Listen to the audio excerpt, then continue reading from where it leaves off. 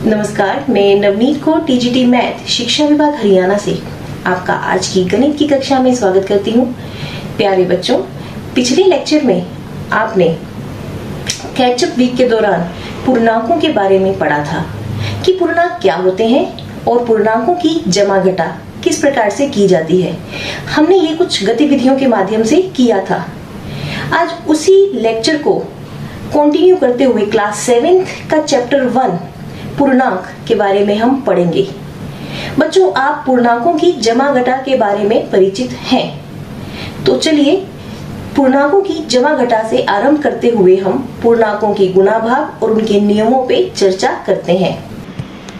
पवन के पिताजी घर में कुछ मिठाई के डिब्बे लाए, जिसमें प्रत्येक डिब्बे में 6 मिठाइयाँ थी। आप देख सकते हैं स्क्रीन में, प्रत्येक डिब्बे में 6 मिठाइयाँ थी। अब यदि पवन के पिताजी कुल 5 डिब्बे लेकर आए तो प्रत्येक डिब्बे में 6 मिठाइयाँ थी, तो कुल कितनी मिठाइयाँ थी? आपको काउंट करनी है, कुल कितनी मिठाइयाँ थी आपको ये बताना है। तो देखिए, आपके पास 5 डिब्बे शो हो रहे हैं। तो ज़्यादातर बच्चे क्या करते हैं, इनको जोड़ लेते हैं, इनकी संख्याओं को, तो 30 आ जाता है। पर बच्चों, क्या इसका कोई और तरीका भी है? क्या हम इनको जोड़ के ही निकाल सकते हैं इनका मान?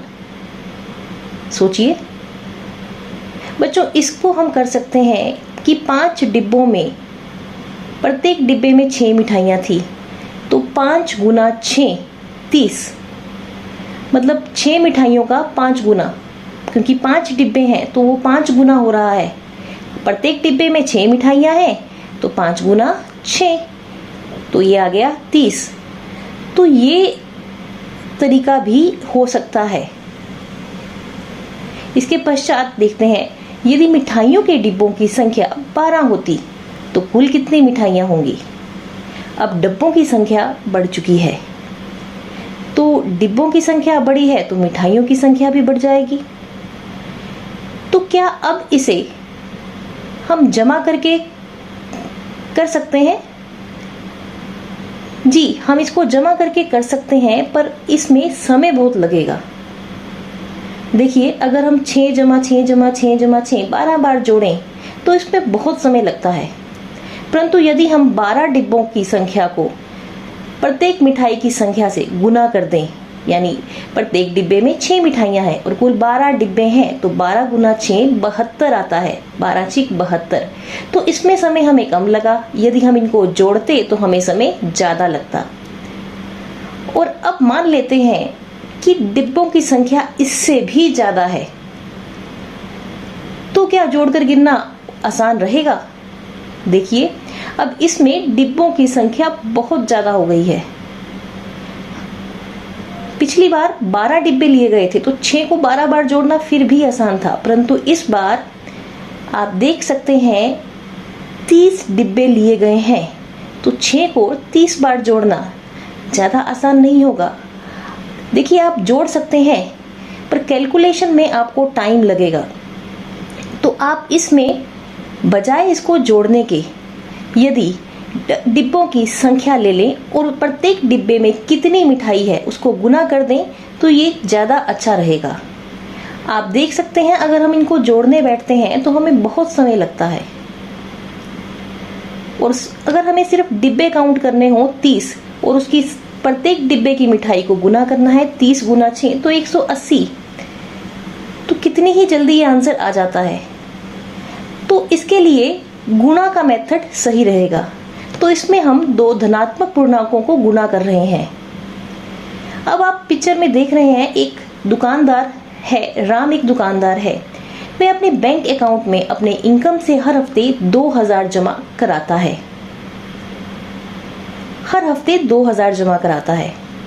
तो यदि 4 सप्ताह लगातार उसने पैसे जमा कराए तो 4 सप्ताह बाद उसने कितने पैसे जमा कराए, मतलब उसके अकाउंट में 4 सप्ताह बाद कितने पैसे थे? प्रत्येक सप्ताह वो 2000 रुपये जमा करा रहा है, तो उसने 4 बार 2000 रुपये जमा कराए, तो 2000 का 4 गुना यानी 8000। अब राम हर महीने 6 बार 500 रुपये निकलवाता है, तो वह इसे किस प्रकार ज्ञात करेगा कि उसने कुल कितने रुपए निकलवाए? ध्यान दीजिए, वो 500 रुपये निकलवा रहा है बैंक से, तो जो राशि राम बैंक से निकलवा रहा है उसे हम ऋणात्मक पूर्णांक से दर्शाएंगे, क्योंकि वो वह राशि निकलवा रहा है। अगर वो बैंक में जमा कराता है तो धनात्मक पूर्णांक से दर्शाओगे, पर अगर वो बैंक से राशि निकाल रहा है तो ऋणात्मक पूर्णांक से। तो हर बार उसने 500 रुपये निकलवाए तो -500 हो गए, तो -500 गुना 6, क्योंकि उसने 6 बार पैसे निकलवाए हैं। बच्चों, इसमें एक चीज ध्यान दीजिए कि हम 500 गुना 6 करते हैं तो 3000 आता है। 500 गुना 6 करते हैं तो 3000 आता है। परंतु यदि हम 500 माइनस के साथ लगा के फिर 6 करें, यानी -500 गुना 6 करें, तो उत्तर क्या आएगा? क्योंकि इसमें एक ऋणात्मक पूर्णांक आ गया है। बच्चों, इसमें -3000 आएगा, क्योंकि वो राशि उसने निकलवाई है तो उसके बैंक के अकाउंट में से वो राशि कम हो गई है। तो ये जो हमने गुणा इसमें की है, ये पूर्णांकों की गुणा है। धनात्मक पूर्णांकों की गुणा से हम परिचित हैं, परंतु ऋणात्मक और धनात्मक और ऋणात्मक पूर्णांकों की गुणा से हम परिचित नहीं हैं। तो आगे हम इन्हीं नियमों पे चर्चा करने वाले हैं। पूर्णांकों की गुणा भाग हमारे दैनिक जीवन से संबंधित है, इनका कहीं ना कहीं हम उपयोग करते हैं। हमने अभी 1-2 एग्जाम्पल लिए हैं, ऐसे बहुत सारे एग्जाम्पल होंगे। तो चलिए देखते हैं कि पूर्णांकों की गुणा भाग के नियम किस प्रकार से बनते हैं और उसके पश्चात हम उन पर आधारित प्रश्न करेंगे।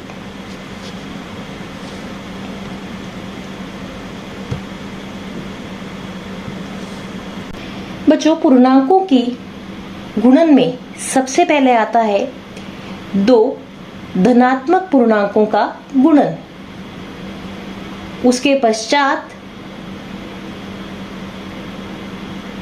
एक धनात्मक और एक ऋणात्मक पूर्णांक का गुणन, और उसके पश्चात आता है 2 ऋणात्मक पूर्णांकों का गुणन। तो हम इसी सीरीज में करेंगे पूर्णांकों का गुणन। बच्चों, सबसे पहले हम पूर्णांकों का गुणन संख्या रेखा की मदद से करेंगे। तो चलिए देखते हैं संख्या रेखा की मदद से 2 धनात्मक पूर्णांकों का गुणन। जो 2 धनात्मक पूर्णांकों का गुणन, आप संख्या रेखा देख रहे हैं, यहाँ 2 धनात्मक पूर्णांक 2 और 3 लिया है, इनको गुणा कर रहे हैं। तो इसमें ध्यान रखना है, जो पहली संख्या का चिन्ह होगा वो दर्शाएगा दिशा, और दूसरी संख्या का चिन्ह होगा कि हमें किस दिशा में बढ़ना है, आगे जाना है या बैकवर्ड जाना है, पीछे जाना है, मतलब फॉरवर्ड जाना है या बैकवर्ड जाना है, वो दूसरी रकम का चिन्ह डिसाइड करेगा। तो इसमें देखिए 2 का मतलब प्लस का साइन है राइट हैंड साइड, और दूसरे का भी प्लस है तो आगे बढ़िए, यानी राइट हैंड साइड यानी दाईं ओर आगे बढ़िए। तो ये देखिए इसने यहाँ एक जंप ली है, तो ये राइट हैंड साइड पे एक जंप यहाँ ली, दूसरी जंप यहाँ ली, 2 जंप ली, कितने की? 3-3 के गैप की। तो ये पहुंच गया है 6 पर। तो इसमें आप देख सकते हैं 2 तिया 6 होता है। इस गुना से आप भलीभांति परिचित हैं, बट संख्या रेखा की मदद से भी हमने ये कर लिया। तो यहां आ जाएगा उत्तर में 6। इसके बाद एक धनात्मक और एक ऋणात्मक पूर्णांक का गुणन। तो आप देख रहे हैं पहली संख्या धनात्मक है और दूसरी संख्या ऋणात्मक है। तो देखिए इसमें पहली संख्या में प्लस का साइन, कोई साइन नहीं प्लस का, तो मतलब इसकी दिशा राइट हैंड साइड है। इसमें 0 से राइट हैंड साइड की तरफ हमने फेस करके उस तरफ फेस करना है, और उसके बाद माइनस का साइन दर्शा रहा है कि बैकवर्ड जाना है, यानी पीछे जाओ, दाईं ओर खड़े होके अपने बैकवर्ड जाओ, दाईं ओर खड़े होके अपने बैकवर्ड जाओ, यानी पीछे की तरफ जाओ। आपका फेस दाईं ओर होगा बट आप अपने बैकवर्ड जाएंगे। तो इसमें देखिए -3, ये माइनस की दिशा में बैकवर्ड जाएगा। इसका फेस चाहे राइट हैंड साइड पे है बट इसको अपनी उल्टी दिशा में जाना है। तो ये किस तरह से होगा? देखिए ये 2 जंप लेगा यहां से बैकवर्ड में, और -3 मतलब 3 अंकों की जंप होगी, तो ये -6 पे आ जाएगा, -6 पे।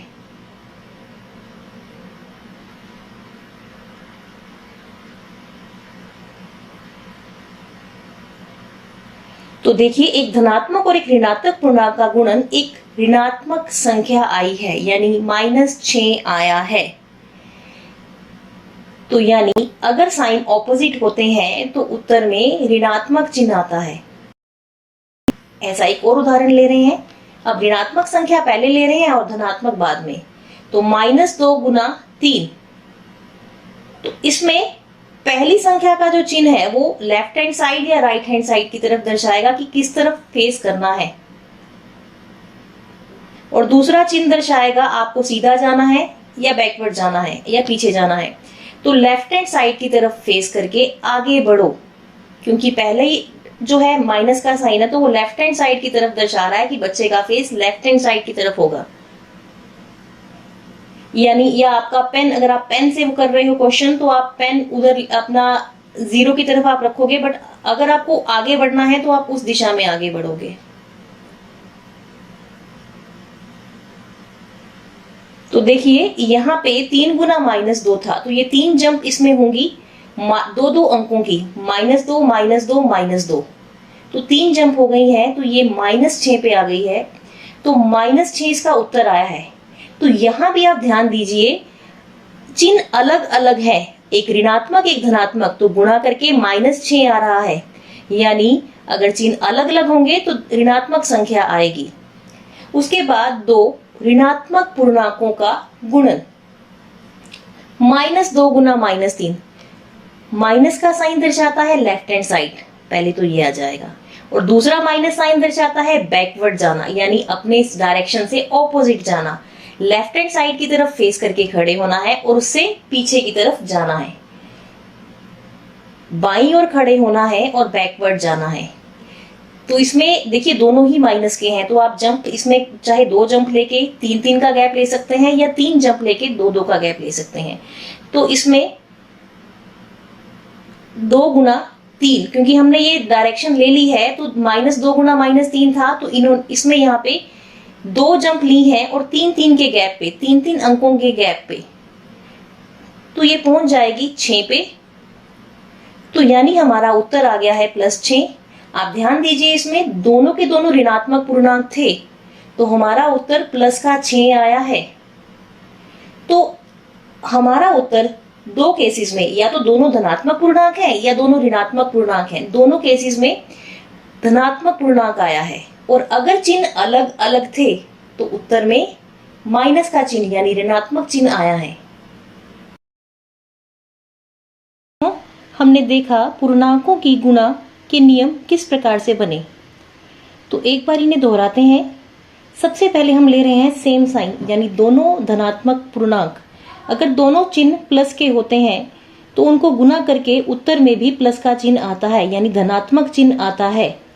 अब अगले में देखिए, एक प्लस का और एक माइनस का, तो इसमें दोनों ऑपोजिट हैं तो माइनस का साइन आएगा। इसके बाद माइनस और प्लस ये बन जाएगा माइनस। आपने ध्यान रखना है, साइन ऑपोजिट हैं तो उत्तर में ऋणात्मक चिन्ह आएगा, और साइन एक जैसे हैं तो उत्तर में धनात्मक चिन्ह आएगा। तो आप यहां देख सकते हैं, अभी देखिए सेम साइन, प्लस प्लस का प्लस बना और माइनस माइनस का भी प्लस बना, और ऑपोजिट साइन, एक भी साइन ऋणात्मक है एक भी चिन्ह ऋणात्मक है तो उत्तर में ऋणात्मक चिन्ह आएगा। तो बच्चों आपने इन बातों का ध्यान रखना है।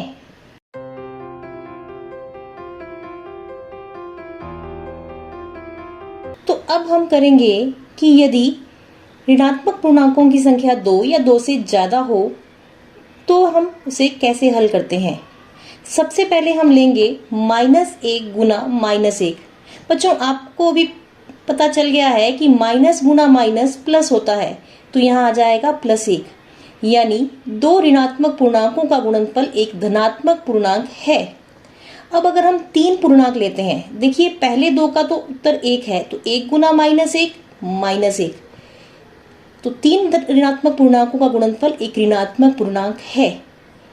अब हम लेंगे 4 ऋणात्मक पूर्णांक, तो इनको 2-2 के पेयर में अगर करें हम, -1 गुना -1 प्लस 1, फिर -1 गुना -1 प्लस 1, तो 1 गुना 1 1, तो 4 ऋणात्मक पूर्णांकों का गुणनफल एक धनात्मक पूर्णांक है। इसके पश्चात हम देखेंगे कि यदि हम 5 ऋणात्मक पूर्णांक ले रहे हैं तो उनका गुणनफल धनात्मक होगा या ऋणात्मक। इसी प्रकार से 6 ऋणात्मक पूर्णांकों के लिए, तो देखिए सबसे पहले हमने ले लिए 5 ऋणात्मक 1, तो इसमें हम कर चुके हैं -1 गुना -1 गुना -1 गुना -1, 4 बार आता है, तो उत्तर क्या आया था पीछे, +1, तो 1 गुना -1 फिर से -1 आता है। इसी प्रकार से 6 ऋणात्मक पूर्णांकों का गुणनफल, आप इसमें 2-2 का पेयर बनाइए, -1 गुना -1 प्लस 1, -1 गुना -1 प्लस 1, फिर -1 गुना -1 प्लस 1, तो अंत में आपके पास 1 आएगा। तो इसका अर्थ यह हुआ कि यदि ऋणात्मक पूर्णांकों की संख्या सम है तो गुणनफल धनात्मक होता है, और ऋणात्मक पूर्णांकों की संख्या विषम होने पर गुणनफल ऋणात्मक होता है। बच्चों, अभी आपने देखा कि पूर्णांकों की गुणा संख्या रेखा से किस प्रकार से की जाती है। अब इसके पश्चात अब हम करेंगे पूर्णांकों का विभाजन, पूर्णांकों की भाग, कि 2 पूर्णांकों को किस प्रकार से भाग किया जाता है। बच्चों, पूर्णांकों के लिए भी सेम नियम है जो पूर्णांकों की गुणा में है। इसका अर्थ है कि यदि हम 2 धनात्मक पूर्णांकों को भाग कर रहे हैं तो उत्तर में भी धनात्मक पूर्णांक आएगा, और यदि हम एक ऋणात्मक पूर्णांक को धनात्मक पूर्णांक से और धनात्मक को ऋणात्मक से भाग कर रहे हैं तो उत्तर में ऋणात्मक पूर्णांक आएगा, मतलब चिन्ह अलग अलग होंगे दोनों संख्याओं के, तो उत्तर में माइनस का चिन्ह आएगा। और अगर दोनों ही ऋणात्मक हुए तो उत्तर में प्लस आएगा। इसका अर्थ है यदि सेम साइन होते हैं, चिन्ह समान होते हैं, दोनों धनात्मक या दोनों ऋणात्मक, तो धनात्मक पूर्णांक आएगा, और यदि चिन्ह अलग अलग होते हैं तो उस केस में ऋणात्मक पूर्णांक आएगा। तो बच्चों कुछ क्वेश्चन देखते हैं। 12/3 बराबर -12/3, 12/-3 या -12/-3। अब आपको पता है 12 को 3 से भाग करते हैं तो 4 आता है उत्तर में। अब -12 को 3 से भाग करोगे, 3 एकम 3, 3 चौके 12, तो ये -4 आएगा। इसी प्रकार से 12 को -3 से भाग करते हो तो भी -4 आएगा, क्योंकि नियम में -3, 3 चौके 12, साथ में उत्तर में बटे में -1 है, वो -1 ऊपर चला जाएगा इस तरह से, तो ये आ जाएगा -4, और -12 भाग -3, 3 चौके 12, और ये माइनस और माइनस इसको हम लिख सकते हैं -1, तो ये कैंसिल हो जाते हैं, तो उत्तर आ जाता है 4। तो इसको हम ज्यादा एक्सप्लेन नहीं करेंगे, क्योंकि ये नियम मल्टीप्लिकेशन यानी गुना की तरह ही है, तो उसी आधार पर हम इन प्रश्नों को हल करेंगे। बच्चों अब हम कुछ अभ्यास कार्य करेंगे, और साथ ही साथ आपको होमवर्क भी दिया जाएगा। तो इसमें हम ले रहे हैं सबसे पहले धनात्मक पूर्णांकों का गुणन। तो देखिए इसमें साधारण गुना करनी है, तो ये आप स्वयं कर सकते हैं। उसके बाद एक धनात्मक और एक ऋणात्मक पूर्णांक का गुणन। इसमें आपके पास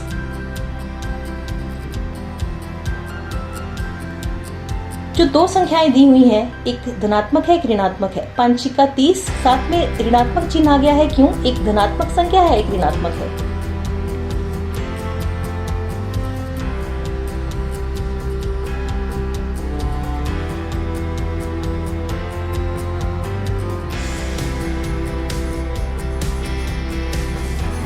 दो ऋणात्मक पूर्णांकों का गुणन। तो इसमें आपको पता है जब 2 ऋणात्मक पूर्णांकों का गुणा करते हैं तो उत्तर में प्लस का चिन्ह आता है। तो -4 गुना -5 बराबर 20।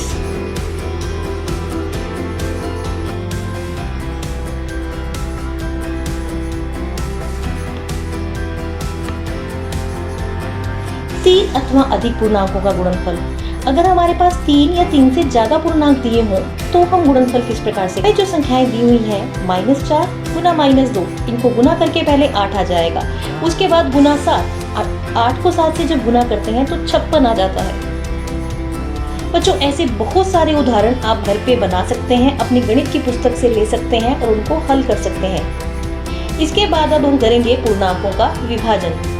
देखिए इसमें एक ऋणात्मक और एक धनात्मक संख्या दे रखी है, तो 45 को 3 से भाग करते हैं तो 15 आता है और साथ में ऋणात्मक चिन्ह करते हैं। आशा करती हूँ आपको ये सब समझ आया होगा और आप घर पे भी इसका अभ्यास करेंगे।